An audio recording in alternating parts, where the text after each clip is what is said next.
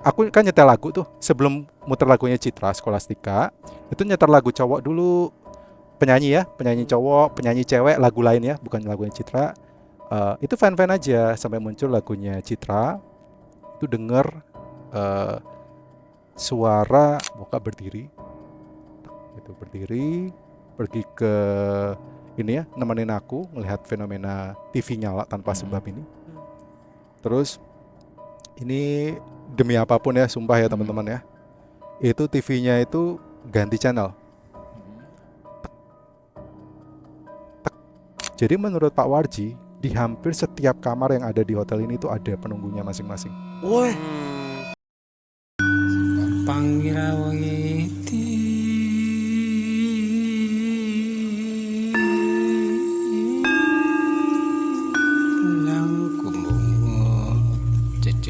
Panggawa Parawanggati Sajawandang Kalawana Bengke. Pemilik pertama dari rumah ini itu kan milik warga biasa, seorang kakek-kakek kan. Ternyata dia juga ikut nunggu di situ juga, gitu. Terus katanya kalau jadi si penjaga gereja ini akrab ternyata sama si kakek ini. Jadi kalau katanya kalau sakit atau kalau capek suka dipijitin sama si kakek, ya gitu. gila. Oke, tapi Mas tuh kerja di mana Mas Adi sekarang kesibukan? Sekarang saya di hospitality industry sih, di manajemen perhotelan. Wah, lebih menarik ini. Coba singkat aja Mas, ada cerita tentang hotel. Lebih horor hotel atau gereja? Simple aja. Apakah? Aduh, saya masih terkait tempat aku kerja sih. Oh, jangan deh. Kalau mau di tempat aku magang itu Oh, ya 2 nggak bulan di apa-apa. Jakarta. Hotel juga. Hotel juga sih. Simpelnya ada kejadian apa Mas? Jadi waktu itu magang 2 bulan ya di Jakarta pusat gitu, jadi reporter juga. Terus ada ini teman-teman. Pertama itu diganggu suara ketokan dulu di lift. Gitu, ketokan di lift kan, terus pikir wah, ini jangan-jangan ada yang janggal. Jadi gini, masuk ke lift itu pertama ada ketokan di atas dulu kan, di atas lift. Aku sempat mikir jangan-jangan ada sesuatu acara di lantai atasnya. Siapa tahu orang pakai ballroomnya atau apa untuk panggung wisuda mungkin lagi dibangun atau apa kan. Tapi kok kayaknya nggak masuk akal. Kejadiannya jam 7 atau jam 8 malam ya, sekitar aku pulang kerja itu. Terus begitu liftnya nutup, dia kan naik ke lantai 2, lantai 3 ya. Pas naik lantai 2 itu suara itu tetap bunyi tok tok tok tok tok. Oh, di atas, ngetok Di atas di lift, atas. di atas lift. Oh, oke. Di belakang itu bunyi tok tok tok lagi. Kayak tok tok tok tok tok tok. Udah naik aku pikir oh mungkin ada yang bangun di tembok sebelah belakangnya lift, mungkin ada sesuatu yang mungkin mereka ada aktivitas tertentu mungkin ya, karena memang ada di belakang itu ada tenan-tenan gitulah memang. Aku pikir mungkin dari sana, tapi yang nggak masuk akal Mas Bima, Mas Daniel kan orang audio ya, pasti tahu. Sumber suara itu kan akan mengikuti level ketinggian tertentu ya. Oh. Suara misalnya di lantai 1, ketika kita naik ke lantai 2, lantai 3 harus kan makin fade out ya, makin mengecil gitu. Ini nggak ngikutin, jadi kayak nempel gitu. Tok tok tok tok. Sempat lapor ke bokap kan waktu itu, terus tapi bokap bilang nggak mungkin gitu, nggak mungkin kayak gitu karena di hotel ini rajin ada maintenance gitu setiap bulan gitu. Akhirnya dicek keesokan harinya nggak ada, memang nggak ada sesuatu yang janggal lah. Berarti aku masih waktu itu berpikir mungkin aku yang halu atau memang ada kondisi tertentu yang nggak bisa dijelaskan secara teknis ya, yang menyebabkan bunyi itu terjadi. Udah itu, terus pernah ada kejadian. Ini hotelnya by the way di Jakarta Pusat teman-teman, nggak usah aku sebutin di mana ya. Oh, nggak apa-apa, cuman satu hotel di Jakarta Pusat. Gitu. Terus pernah satu ketika pulang magang kan, pulang magang itu kan reporter gitu kan kerja apa ya, kena asap debu itu kan, muka kan ngerasa nggak enak kan, udah cuci muka pakai apa ya pembersih muka cowok seperti biasanya. Ya seperti itulah biasanya. Kaf.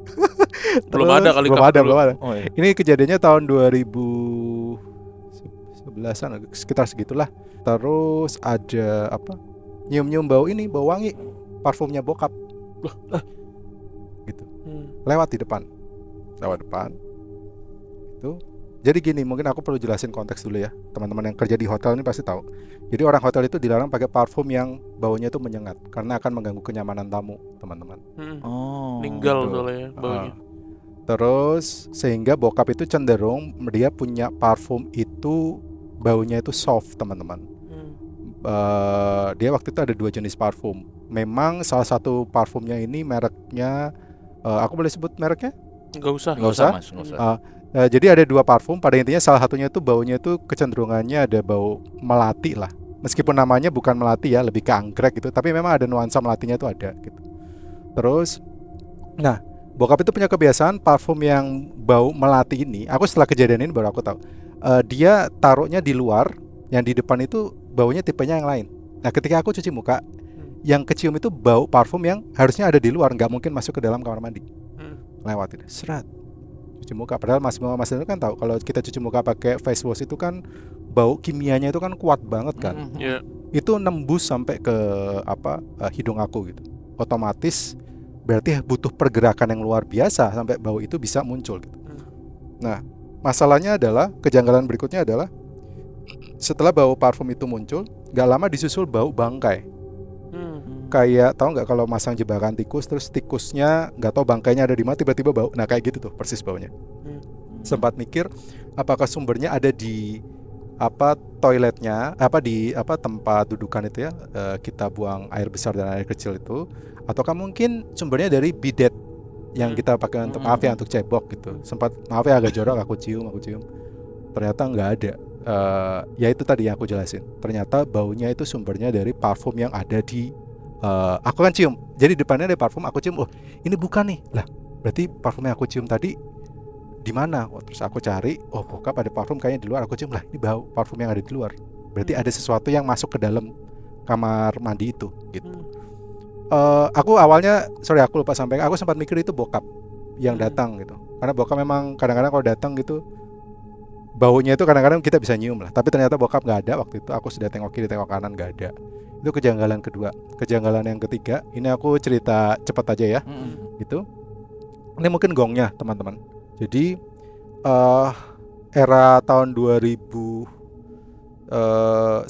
itu kan era-era BlackBerry ya teman-teman ya. Lagi booming-boomingnya tuh. Terus tapi nggak tahu kenapa kalau di kuping aku BlackBerry itu headsetnya nggak enak lah gitu. Jadi kalau setiap nempel kupingku itu sakit, sehingga lebih sering tuh loudspeaker teman-teman. Nah aku tuh punya kebiasaan kalau mandi itu harus dengarkan sesuatu gitu. Kalau nggak lagu, dengerin podcast gitu, podcast malam Kliwon gitu kan. Sampai sekarang enggak masih ada zaman BlackBerry PMK tuh ya. Dan tapi itu sampai sekarang kebiasaan itu mas. Kebiasaan itu sampai sekarang. nggak pertahankan mas. Sampai sekarang. PMK aja. PMK aja tapi. Makasih ya. Nah, Bau bangke tuh. Oh, nambahin watch time lah, lumayan. Terus aku, nah kebetulan di dalam itu ada ini teman-teman, ada kayak semacam bathtub kecil aja gitu, tempat untuk mandi. Aku mandi seperti biasa, muter lagu. Waktu itu lagi booming-boomingnya Citra Scholastika tuh dengan lagu Everybody New. Everybody New. Kan waktu itu kita kerja kan satu grup sama ini kan, Citra kan jebolan ajang pencarian bakat dari grup itu kan, gitu kan. Jadi di tempat kerja dengar lagu dia, ikut dengar juga kan, udah nyanyi. Oh, by the way sebelum aku kan nyetel lagu tuh, sebelum muter lagunya Citra Scholastika, itu nyetel lagu cowok dulu, penyanyi ya, penyanyi cowok, penyanyi cewek, lagu lain ya, bukan lagunya Citra. Itu fan-fan aja sampai muncul lagunya Citra. Itu denger suara cewek itu double di belakang. Jadi dia kan ada everybody knew you were player kayak gitu kan. Pas nu terus ada suara ikut kayak ngikutin kayak humming kayak gitu. Tapi cewek. Tunggu. Ini suara ini dari dalam atau dari luar nih ya gitu. Maksudnya karena aku kan mikirnya gini loh. Mungkin di sebalik tembok sebaliknya ini kan ada kamar sebelah ya. Aku pikir mungkin ada tamu di sebelah, mungkin terlalu berisik ikut nyanyi atau apa tembus sampai kamar mandi, tapi kayaknya nggak masuk akal gitu kan. Aku dengar enggak. Tapi di dalam ini kok suaranya tuh kenceng kayak humming gitu, kayak ngikutin lagunya. Terus aku sempat mikir jangan-jangan ada suara bokap nih. Bokap datang gitu. Karena bokap itu memang kebiasaannya kalau datang ke kamar dia suka nyetelin TV. gitu, untuk menandakan bahwa gue udah ada di Rumah kamar nih. nih. Ngapain lu di kamar mandi lama amat sih, Mm-mm. buruan cepet gitu mandinya dikelarin gitu. Sempat mikir gitu, tapi kok kayaknya nggak masuk akal gitu ya teman-teman ya. Oh ya, by the way, ini yang aku lupa sampaikan, yang bikin janggal yang berikutnya adalah ketika lagunya Citra Scholastika itu habis, ganti ke lagu cowok, lagu penyanyi lain ya, yang nyanyi cowok, suara cowoknya itu ketinggalan di belakang. Berarti ini otomatis sesuatu yang bukan berasal dari sumber lagunya yang gue putar di BlackBerry itu, gitu kan. Terus gue sempat mikir itu apakah mungkin bokap nyetel di sisi sebaliknya di luar kamar mandi gitu teman Kliwon, terus berinisiatif nge-BBM bokap gitu. Oh, gue sempat nyautin dulu, Pah, sorry Pah, udah datang ya gitu. Nggak nyaut gitu. Padahal biasanya bokap tuh nyaut. Kan pakai Jawa Timuran Mas Bimo biasanya. Cuk suwe-suwe kon. Lapo nang jero toilet kok suwe-suwe. Dan ngapain lama-lama di kamar mandi gitu. Kok nggak nyaut. Terus sudah inisiatif BBM, bokap. Terus intinya bokap itu nggak langsung bales ya, tapi di BlackBerry itu kan abis deliver terus R ya. R itu berarti udah dibaca, nggak lama dia kirim panjang lebar dari atas sampai bawah. Pada intinya gini teman Kliwon, Papa belum bisa pulang ya, soalnya Papa masih ada meeting di kantor pusat lah. Jadi bokap itu, oh ya aku lupa sampaikan, bokap memang hotel manager di hotel ini, makanya aku bisa dapat jatah keluarga itu nginep di situ selama 2 bulan gratis. Gitu. Kerja di situ. Kerja di situ. Bokap tapi memang hampir setiap hari itu laporan ke kantor pusatnya yang bukan di hotel itu, ada di tempat lain lah, di dekat Kebon Sirih gitu. Papa belum bisa pulang. Nanti Adi masih bisa tahan lapar nggak? Soalnya kalau Adi masih bisa tahan lapar, nanti biar Papa mau ngajak tuh, biar Adi bisa ngerasain di Jakarta itu ada satu kompleks masakan Padang loh di dekat Senen. Itu enak, nasi kapau gitu kan. Itu terus gue udah nggak fokus ke nasi kapaunya ini, gue udah oke, maksudnya yang ngerasa janggal itu gini, yang aku ngerasa janggal itu ini Mas Danu. Oke, kalau ini bukan bokap berarti sumber suara di luar ini apa dong? Gitu. Udah buka, aku cuma jawab oke, terus buka pintu pelan-pelan, nggak ada TV nggak nyala, terus bokap nggak ada, tapi suara itu masih ada di atas. Jadi gini, posisinya ada meja rias. Mungkin aku kirim fotonya ya nanti, biar teman Kliwon juga tahu gambarannya. Jadi di atas meja rias di sisi sebelah kiri yang ada tempat tidur, itu suaranya berputar di situ. Jadi dia di depan meja rias, di belakang pindah ke belakang, depan meja rias pindah ke belakang, depan meja rias pindah ke belakang. Udah. Oke. Aku sempat mikirnya mungkin tamu di lantai atasku persis, mungkin terlalu berisik dia nyanyi-nyanyi atau apa, tapi kok sampai tembus ke bawah, kayaknya nggak masuk akal ya, karena hotel itu kan harusnya tebal ya. Mau seribut apa, kecuali ributnya itu tingkatannya udah parah banget sampai bisa tembus, tapi kayaknya nggak masuk akal deh. Udah mencoba melogikakan, mungkin udahlah, berpikiran positif aja.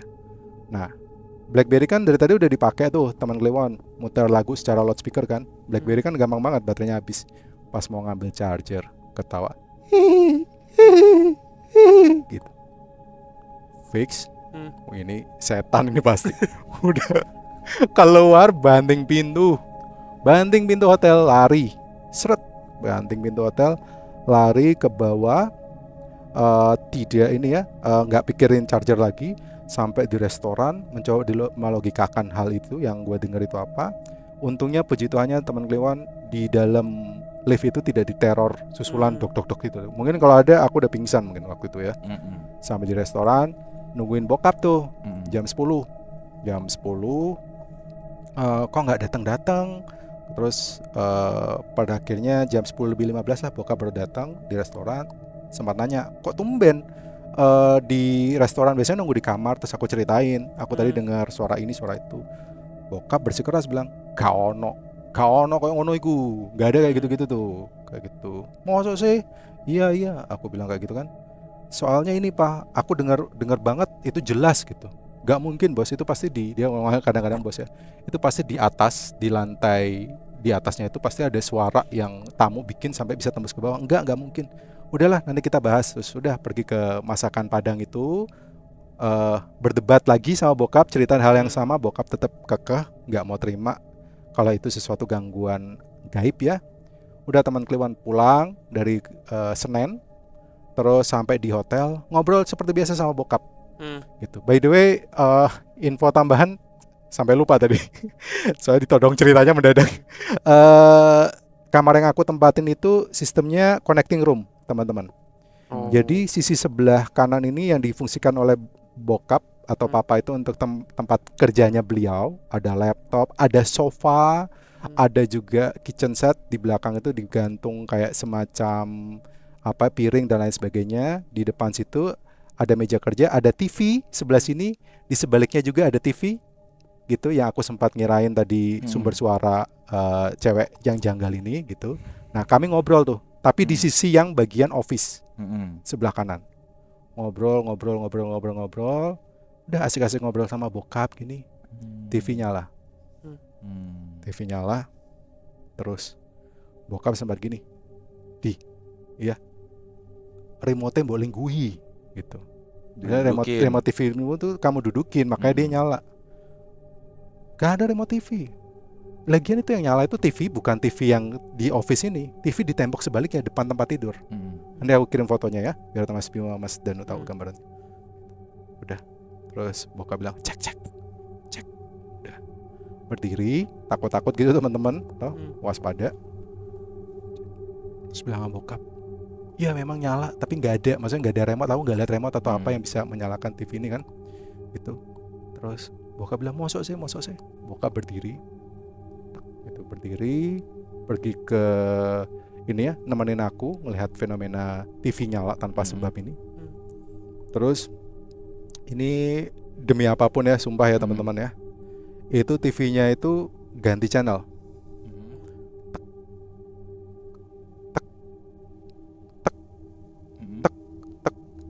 Sempat berpikir kalau itu tuh mungkin dia nyari sinyal ya, tapi kalau nyari sinyal tuh kayaknya nggak mungkin teman Kliwon, karena kalau nyari sinyal itu kan kecenderungannya adalah ada semacam gambar statis seperti semut-semut itu kan, gitu kan. Ini nggak ada, memang ganti channel aja, sesuatu yang ganti channel sedang mencari saluran TV tertentu seperti itu ya, hingga aku lupa sampai di channel TV yang mana ya, acaranya apa aku lupa, itu volume TV-nya tuh digedein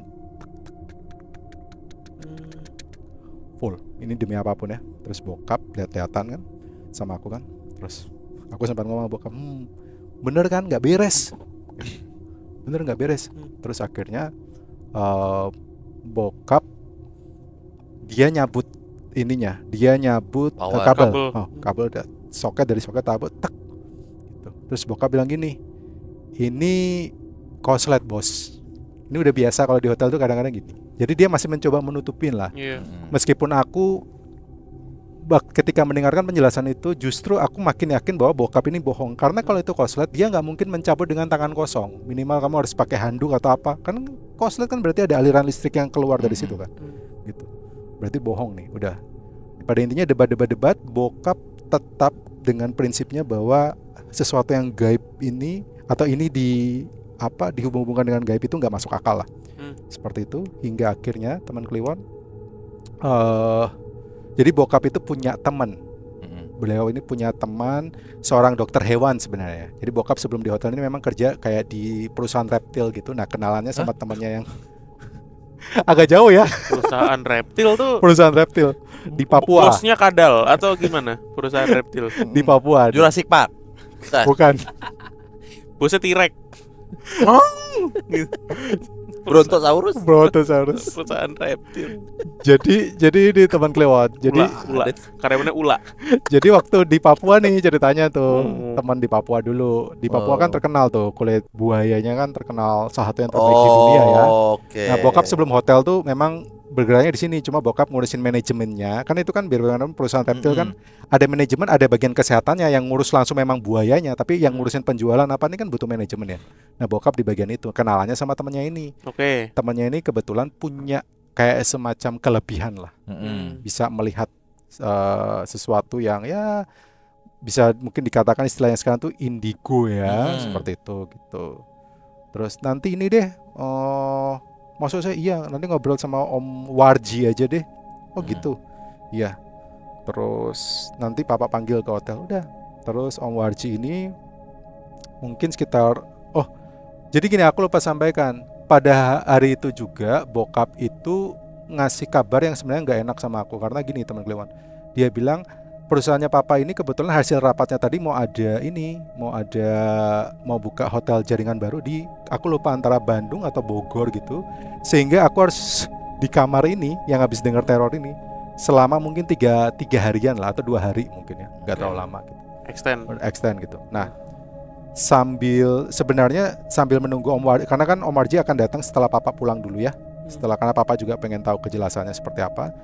Nah, sembari aku nunggu Om Warji ini datang di hari ketiga atau hari kedua gitu, teman Kliwon, aku tuh sempat sakit demam, Mas Bimo, Mas Danu gitu. Aku tidur di bagian sisi office gitu. Cuma kejanggalan demamnya adalah kalau kita sakit demam, nggak tahu sih, ini aku alamin ya teman Kliwon ya. Kan kecenderungannya adalah kita itu kan sensitif ketika pergerakan kena lantai, kita ngerasa bulu kuduk kita merinding karena ngerasa dingin kan gitu. Tapi yang aku rasain itu lantai itu panas, suasana di kamar hotel itu juga ikut panas, badanku juga panas gitu. Oh, ini ada apa ya? Itu selama 2 harian lah.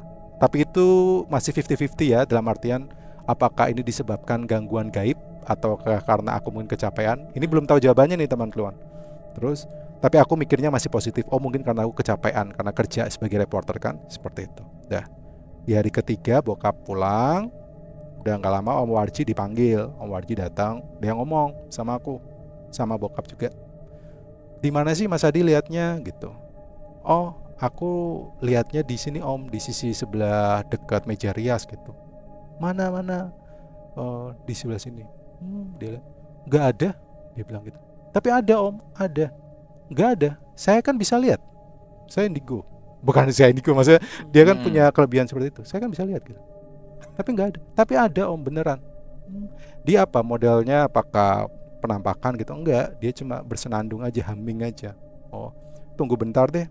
Terus pada intinya kami duduk di sisi sebelah ruangan office ini. Jadi ada papa, aku, terus ada Om Warji ini. Jadi Om Warji itu kalau dia bisa ini Mas Bima, Mas Danu, astral projection mode.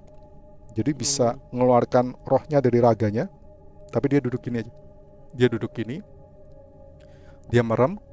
Terus kalau biasanya kita sebagai manusia bernapas itu kan cenderung dadanya itu kembang kempis ya teman Kliwon ya. Ini enggak, kayak orang bener-bener totally kayak mati aja. Sampai aku sempat coel-coel papa kan. Pak, jangan-jangan Om Warji ini lewat, karena Om Warji ini memang badannya agak gemuk teman-teman. Takutnya dia kena serangan jantung atau apa gitu kan. Bab gitu. Takutnya gitu. Terus Lewat bos. karena 15 menit Mas, masalahnya gitu. Sekitar 15 menit, 10-15 menit lama gitu. Terus aduh, kok enggak ini itu sudah. Tapi Pak bilang udahlah, tenang aja. Beliau memang gitu orangnya, nyentrik gitu lah. Oh gitu. Terus 15 menit dia buka mata. Dia bilang gini, benar Mas, dia bilang. Jadi gini, pada waktu itu si sosok ini itu memang gak ada di kamar tempat itu, tapi dia ada di kamar lain. Dia ada di kamar lain. Dan ini sebagai informasi aja, hotelnya ini di Jakarta Pusat dan ada sekitar 70-80 kamar gitu lah. Jadi menurut Pak Warji, di hampir setiap kamar yang ada di hotel ini itu ada penunggunya masing-masing. Wah, Gitu. Oke. Gitu. Nah, si sosok ini tuh nggak ada, tapi pada intinya yang humming itu, yang ngetawain aku itu sosok perempuan yang perawakannya itu apa ya? Dibilang Pak Warji itu, kamu tahu ini nggak Mas, perempuan zaman dulu, bukan kuntilanak ya, kalau aku dengar deskripsinya, karena dia nggak pakai daster, tapi dia pakai baju kayak ada renda-rendanya di bagian tangan tuh loh teman-teman. Karena Pak Warji lah, kamu tahu kan ada renda-rendanya di sini. Oh ya, nah dia itu memang peredarannya dia tuh di situ. Jadi dia duduk di sebelah kiri. Ini menurut Pak Warji ya teman-teman ya. Terus dia pergi, dia main-main rambut, dia pergi depan pintu, depan kaca rias, meja rias, duduk lagi, main-main rambut, bersenandung. Ini balik lagi, bolak-balik itu. Nah, mungkin ya, ini sayangnya aku nggak mencari alasannya atau nggak mendalami terlalu detail.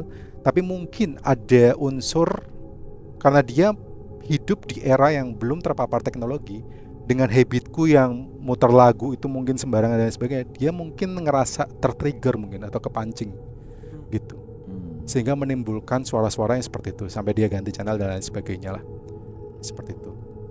Terus si Pak Warji ini bilang kalau Mas Adi tidur, jadi gini teman Kliwon, ketika aku tahu di sisi sebelah yang di dekat meja rias itu, dekat tempat tidur itu ada suara yang janggal itu, aku kan memilih tidur untuk di sisi sebelah sofa yang ada apa tempat kerjanya beliau itu loh. Karena aku berpikir gini teman Kliwon, aku nggak mau ada kekosongan ruang interpretasi, sehingga ketika aku tidur di tempat tidur, aku udah ada gambaran sebelumnya nih ada suara kuntilanak. Jangan sampai tiba-tiba aku bangun tidur, imajinasiku bermain dengan, loh kok sebelah kiri kayak ada lihat penampakan ya. Aku nggak mau kayak terhantui imajinasiku loh. Jadi aku pindah tidur di sisi sofa teman-teman, karena aku tahu di situ udah nggak jelas lah gitu. Ternyata Pak Warji bilang malah itu salah. Jadi di sisi sofa ini, di ruang yang tempat office ini, makhluk jadi 70-80 makhluk yang ada di situ, yang ada di setiap kamar itu di malam-malam tertentu semuanya ngumpul di bagian office ini, ruangan office itu Mas. You name it lah, kuntilanak, genderuwo, ada di situ dekat berbagai macam rumah makan ya, yang pesugihan-pesugihan yang pakai yang aneh-aneh itu semuanya juga ngumpul di situ. Di sisi seberang hotel itu ada rumah tua. Itu kata menurut Pak Warji ya, itu ada kuntilanak. Itu ketika malam-malam satu malam ini semua penghuni itu kumpul, si kuntilanak ini terbang dari rumah tua ke kamarnya tempat aku sama papaku itu. Mereka kumpul aja di situ. Ada hantu tanpa kepala dan lain sebagainya. Itu pocong. Itu sehingga kata Pak Warji, Mas Adi itu jangan tidur di sebelah sini, malah ini tempat mereka tuh kumpul gitu. Nah, kayak gitu. Terus kata Pak Warji, waktu Mas Adi tidur, ini si sosok salah satu di antara mereka itu mau masuk ke aku sebenarnya, tapi ditahan sama salah satu kakek lah atau seseorang yang dituakan di situ. Katanya jangan ganggu dia. Ini kata Pak Warji ya, aku kan nggak tahu karena aku konteksnya kalau yang ini aku nggak ngelihat, tapi hanya penuturan Pak Warji seperti itu. Oh gitu, pantesan aku sempat ngerasain demam gitu. Aku mulai mengaitkan kan, oh ini demam. Terus yang berikutnya Pak Warji bilang ke papaku, Mas, kalau manggil papaku Mas kalau naruh parfum itu jangan sembarangan ya. Loh kenapa? Soalnya anak kecil itu suka mainin parfum. Oh, ada anak kecil. Yang tadi aku cium di kamar mandi, yang bau parfum yang agak bernuansa melati itu dari si anak kecil ini, gitu, yang udah meninggal ini. Gitu. Oh gitu. Terus, oh iya aku tadi lupa cerita juga. Jadi aku tuh pernah pesan makanan Mas Bimo, Mas Danu dari hotel, dari restoran bawah. Itu kan pernah diantar tuh, diantar ke atas ke kamarku. Terus nggak lama kemudian, ketika makanannya itu udah sampai, aku lihat nggak ada yang janggal. Seperti biasa aku berterima kasih ya dengan stafnya yang nganter. Terus dia udah keluar, inisiatif cuci tangan dulu dong ke kamar mandi gitu kan, cuci tangan. Pas balik-balik ngelihat kayak ada serangga terbang-terbang tuh. Serangga terbang-terbang. Sempat berpikir mungkin laron atau mungkin kunang-kunang yang terbang gitu. Tapi ternyata itu lalat teman-teman, dan jumlahnya itu dalam jumlah yang banyak. Nah, kalau ini makanan nih teman Kliwon, makanan itu kan kalau ditaruh di depan itu kan kecenderungan lalat kan akan mendekati makanannya. Ini nggak mendekati makanan. Jadi dia bentuk kayak apa ya? Kayak sesuatu, dia mengitari sesuatu loh. Kayak tek tek tek tek tek tek tek tek tek tek tek tek tek tek tek. Setiap aku makan, dan lalatnya kebetulan ada satu yang aku bisa lihat dengan dekat ya, dari jarak dekat gitu. Itu warnanya, kalau kita tahu lalat hitam, hijau, ini warnanya biru. Gitu.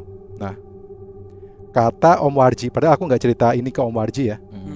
Aku rahasiakan ini dari Papa sama Om Warji. Kata Om Warji, Mas, kalau makan itu jangan pernah disisain, dihabisin ya, gitu. Soalnya mereka penghuni sini itu suka liatin Mas kalau makan. Dia bilang gitu. Jadi akhirnya mulai apa ya? Kalau kita mencoba mengait-ngaitkan ini, mulai istilahnya puzzle-nya ini mulai lengkap gitu. Dan istilahnya apa ya? Tadi cover both side lah kalau jurnalistik ya. Jadi tanpa aku menjelaskan, padahal Pak Warji itu nggak tahu sebenarnya. tapi dia menjelaskan sesuatu yang aku alami secara nggak langsung ya, dan itu terkonfirmasi jawabannya seperti itu. Udah. Terus itu, oh gini teman Kliwon, yang disampaikan Pak Warji itu ternyata masih kulitnya, masih bawa Mas Danu. Jadi Pak Warji bilang, tapi Mas Adi nggak usah khawatir ya soal si perempuan ini, karena saya sudah mengadakan perjanjian sama dia, sudah ngomong sama dia, kamu jangan ganggu keponakan saya ya, soalnya keponakan saya nggak nyaman. Jadi Mas Adi juga sekarang sudah boleh tenang. Kalau sampai dia ganggu sama ganggu Mas Adi lagi, Mas Adi sampaikan sama saya biar saya usir ya, biar saya bakar. Dia bilang kayak gitu. Oh oke. Terus magang pada intinya gini. Setelah itu magang selama proses 2 bulan itu berlangsung dengan lancar ya, tidak ada kendala apapun. Suara dari lift nggak ada, tapi bau parfum itu masih ada, padahal parfumnya sudah diumpetin papa ya di dalam koper gitu, tapi masih ada bau parfum. Hingga suatu saat, memang aman-aman aja teman-teman, hingga suatu saat nyokap itu kebetulan ada reuni masih bawa Mas Danu di Jakarta, tapi bukan di hotel tempat bokap gitu, tapi nginepnya sama aku sama bokap gitu, supaya ya lebih dekat lah gitu. Nyokap ini datang naik lift. Aku kan sebagai orang yang sudah nginep di situ selama 1 bulan, sempat ngobrol kan sama si nyokap gitu. Sosok akam sih, mah ini di hotel ini Adi itu dengar ada pukulan lift loh di belakang sama di atas gitu. Mana nyokap sosok nantangin gitu kan, pengurus gereja. Terus mana nggak ada. Terus udah masuk lift, tutup. Mana lantai 1 lantai 2 memang nggak ada mas. Pas aku nginep di lantai 6 ya teman Kliwon, buka memang nggak ada. Pas pintu liftnya mau nutup, dari belakang pintu lift kayak mungkin dia tuh kayak nggak terima atau gimana gitu. Udah, itu gangguan terakhir tuh. Hingga aku kurang lebih beberapa bulan kemudian itu kan aku lanjut ini lagi teman Kliwon, lanjut sekolah ya setelah lulus gitu, ambil kebetulan manajemen, terus diajak bokap, udahlah belajar soal manajemen perhotelan ke tempat papa aja, nginep lagi di hotel itu. Aku ngerasa kan udah aman-aman aja kan, fine-fine aja, dan memang gak ada gangguan apapun. Hingga aku balik lagi setelah selesai belajar manajemen di hotelnya bokap. Di Gambir itu bokap tuh cerita gitu, "Dih, kamu tahu nggak kenapa? Itu sebenarnya sosok perempuan itu nggak pernah pergi dari situ." Si papa bilang kayak gitu. Oh, bukannya Pak Warji bilang kayaknya udah pergi, dia udah jalan kesepakatan. Enggak, dia tuh nggak pernah pergi dari situ. Karena si perempuan ini ngomong gini, jadi waktu diajak berinteraksi gitu, dia ngomong sama si Pak Warji, "Loh, kenapa saya harus pergi dari sini? Saya sudah ada di sini, sudah lama sekali, jauh sebelum semua yang di sini tuh ada." Dia bilang kayak gitu. Jadi saya nggak mau pergi, dia bilang kayak gitu. Terus Pak Warji bilang, "Tapi masalahnya, oke, saya menghormati kamu, ini menurut versinya papa ya, cerita Pak Warji. Tapi masalahnya kamu tuh mengganggu keponakan saya gitu." Loh, ini percakapannya menurut mereka ya, menurut papa ya. Saya ganggunya di sebelah mana? Jadi dia tuh nggak terima diomongin ganggu. Dia alibinya dia, menurut dia adalah kalau saya mengganggu berarti saya menampakkan diri dong di depan keponakan kamu. Kan saya nggak menampakkan diri. Kamu bisa lihat saya aja, saya nggak menampakkan diri loh. Kamu yang ngeliatin saya. Iya, tapi kamu dengan ngomong, dengan bersenandung, dengan humming gitu, itu membuat keponakan saya ini terganggu gitu. Pokoknya gini aja deh, kamu boleh tetap ada di sini, tapi jangan pernah sekalipun ganggu keponakan saya. Kalau sampai kamu ganggu, saya akan bikin perhitungan dengan kamu, saya bakar kamu nanti, katanya gitu. Terus akhirnya udah, oh iya, Pak Warji itu ternyata dia nggak ngejelasin konteksnya. Jadi si perempuan ini, aku tuh sempat mikir tuh dia duduk terus jalan gitu. Enggak, ternyata dia melayang. Jadi dia melayang di atas tempat tidur, dia di depan ruang meja rias, main-main rambut, mundur lagi ke belakang. Makanya aku sempat bilang kan sama bokap, pantesan Pak, yang Adi dengar itu suaranya ada di atas, di depan dan di belakang gitu, bolak-balik. Karena kalau level suaranya itu sepantaran atau setinggi dengan kita, kan otomatis mendatar begini kan, bukan di atas loteng gitu. Bukan di atap. Bukan di atap gitu. Oh gitu. Iya, terus aku sempat ini bilang, tapi aneh ya, setan kok mainan rambut pakai sisir. Emang setan punya sisir? Katanya bokap gini. Oh enggak. Jadi katanya Pak Wiji, sing wadon kae dolinan rambutnya nganggo driji nanging drijine sing dawa-dawa. Jadi dia mainan rambut, dia pakai tangan, pakai jari, tapi jarinya itu katanya jarinya itu panjang-panjang. Gitu teman-teman. Dia main gitu sambil senyum di depan, belakang. Ada cerita tambahan sih sebenarnya. Boleh lanjut? Simpen dulu Mas. Simpen dulu. Oke. Biar episode hotel lain lagi. Oh, telat lagi siap. Saya kalau gini jadi keingat kalau ke hotel tuh Mas. Saya juga hampir sama kayak makhluk itu. Kalau makhluk itu main begini kan. Kalau di hotel di kamar biasanya Adegan-adegan manjat. kok manjat? Iya. Gimana? Adegan megang tambang. Tapi kalau fobia, gue tuh ternyata baru menemukan fobia baru, bukan fobia baru ya. Setelah gue sering kebetulan roadshow kemana-mana nginep di hotel gitu tuh, gue selalu berarti gue fix gue nggak bisa ngelihat lorong. Oh gitu. Selalu ada apa tuh teman Kliwon nama fobianya, gue nggak tahu juga tuh. Lorong fobia. Wah, Nggak pusing. fobia lorong osya. Nggak pusing. Si cocok. Iya, Lorong fobia. ya nggak bisa gue. Oke. Lorong Wah. waktu gitu nggak bisa. Oke. Wah, panjang ya ini cerita dari Masih panjang. Mas Adi. Dari sebenarnya bisa jadi satu episode sendiri sih si cerita di hotel itu ya. Iya. Oke, itu dia pengalaman dari Mas Adi yang paling membekas mungkin yang tadi tuh ya masalah. Kalau gue dari semua cerita adalah kakek yang menjadi akrab dengan penjaga sih. Itu cocok kalau jadi ilustrasi tuh lucu banget. Dan tetap itu kita mengusahakan penjaga itu cerita bareng. Bisa langsung. Oke. Dah. Mas Adi makasih banyak Terima udah mampir kasih, ke Terima PFF. kasih Mas Adi. Mas Danu, Mas Bimo. Siap, mantap Sukses nih. terus karirnya. Keren. Terima kasih juga buat semua teman Kliwon yang sudah menonton. Kita ketemu di episode berikutnya. Bye bye.